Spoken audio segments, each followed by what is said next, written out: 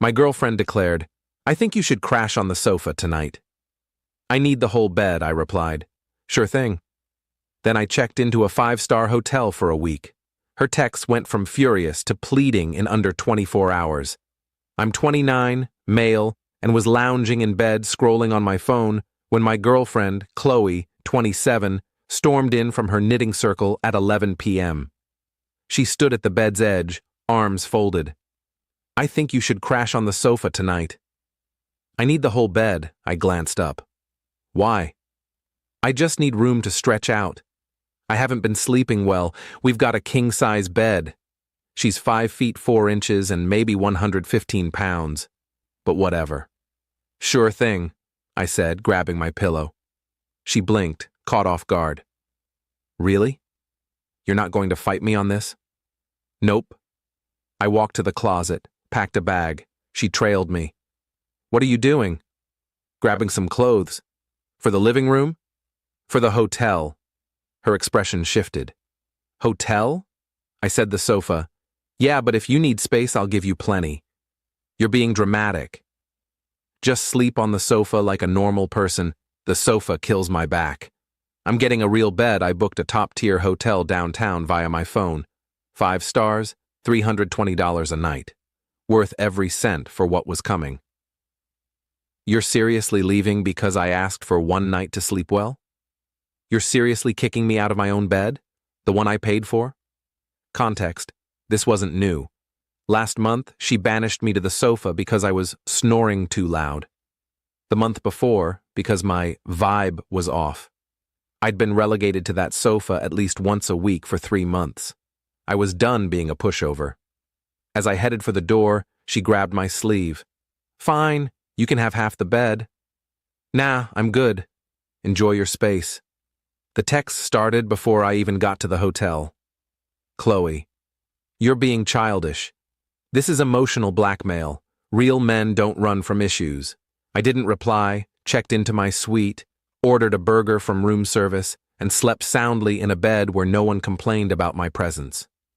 Update 1. Woke up to 25 texts, a comedy of escalation. 12:30 a.m.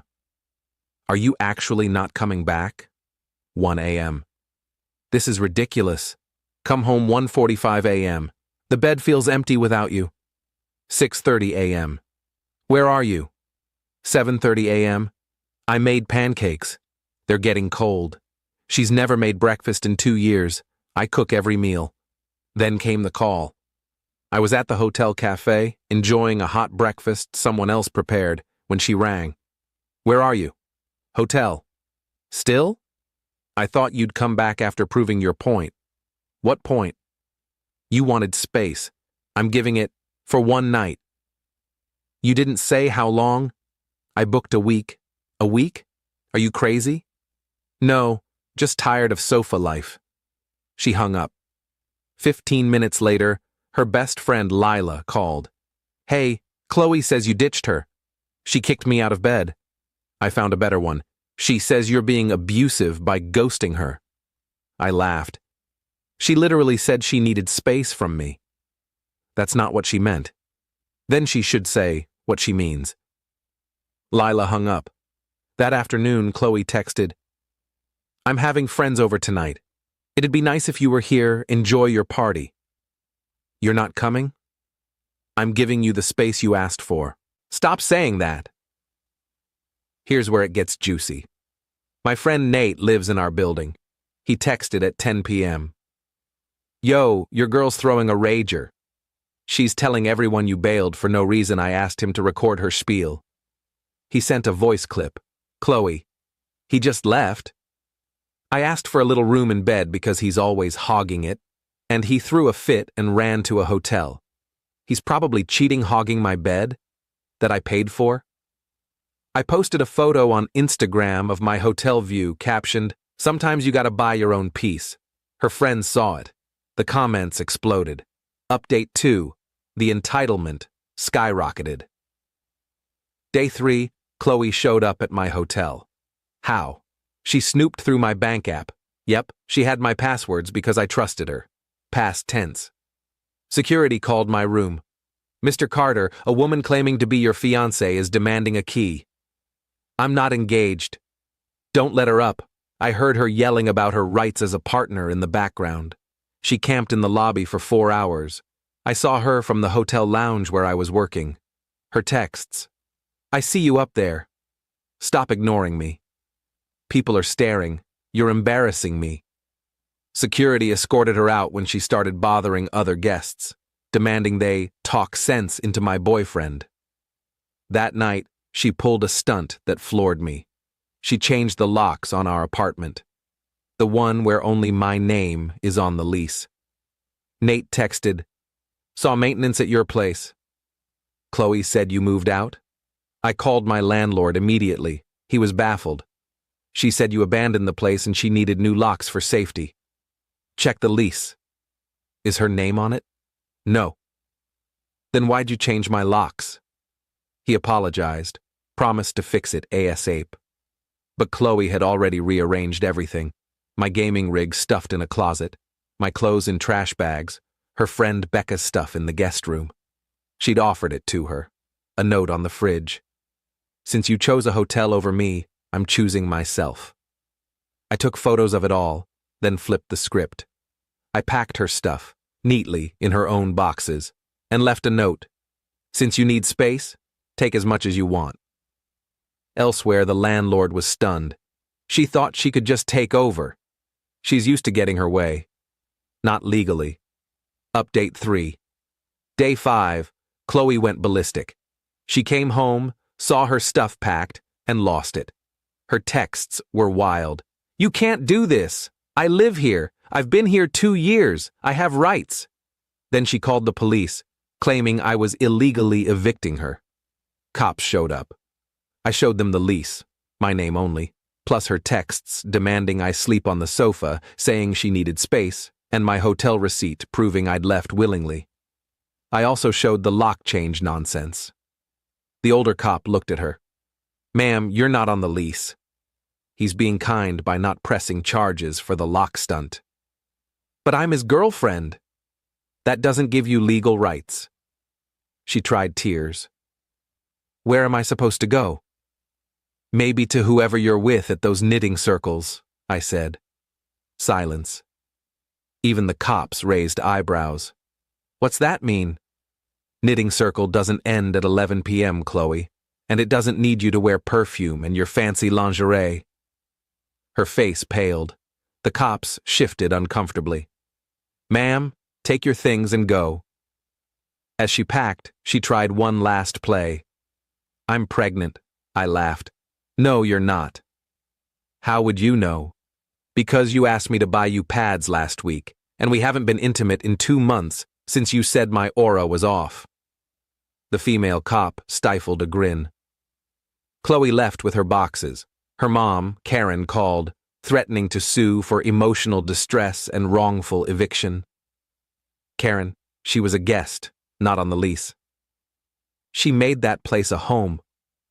She hung some Walmart prints and bought cushions. You're heartless. She made me sleep on the sofa twice a week and change my locks. She hung up. Day 6, I learned the truth about Knitting Circle. Nate bumped into Lila at a cafe. She spilled that it was actually cocktail nights at Julian's place. Her yoga buddy, who leaves heart eyes on her TikToks. I wasn't even mad about the likely cheating, just stunned by her gall. Update 4.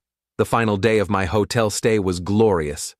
Chloe and her mom, Karen, orchestrated an ambush with my mom. My mom called, Marcus, Chloe and Karen are here. They say you kicked her out. Mom, she told me to sleep on the sofa. I went to a hotel. She changed my apartment's locks. She what? They didn't mention that, or that she moved her friend into my place, or that her knitting circle is cocktail nights at some guy named Julian's. Long pause. Put me on speaker. I did. My mom's tone shifted. 35 years as a school librarian kicked in. Chloe, you kicked my son out of his own bed, in his own home, where he pays every bill, then tried to lock him out. Get out of my house. Now later, Mom called back. I never trusted her. She didn't even help with dishes at Christmas. That evening, I checked out and returned to my apartment. Clean, quiet, mine. No cushions everywhere, no live love laugh decor, no getting booted from my bed. But Chloe wasn't done. Final update. The aftermath was better than the main act. Chloe claimed I owed her for home upgrades. Her itemized list: cushions, $220, wall prints, $160, scented candle, $65, her emotional effort, $2,500. I sent my own, rent for 2 years, $27,600, utilities, $4,200, groceries, $11,000, sofa-induced back therapy, $350. No reply. Then came her TikTok series, Surviving Toxic Partners Red Flags. Flag 1. He owns his place, but won't add you to the lease. Flag 2. He tracks who pays for what. Flag 3. He won't give up his comfort for you.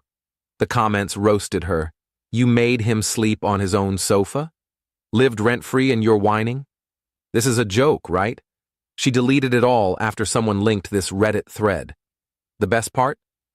Julian from Knitting Circle DM'd me. Hey, Chloe said you were in an open relationship, cool with her crashing at my place. I didn't know she was lying until your hotel post. Sorry, man. I don't mess with that. Also, she asked to move in after you kicked her out. I said no, so she called me a narcissistic manipulator.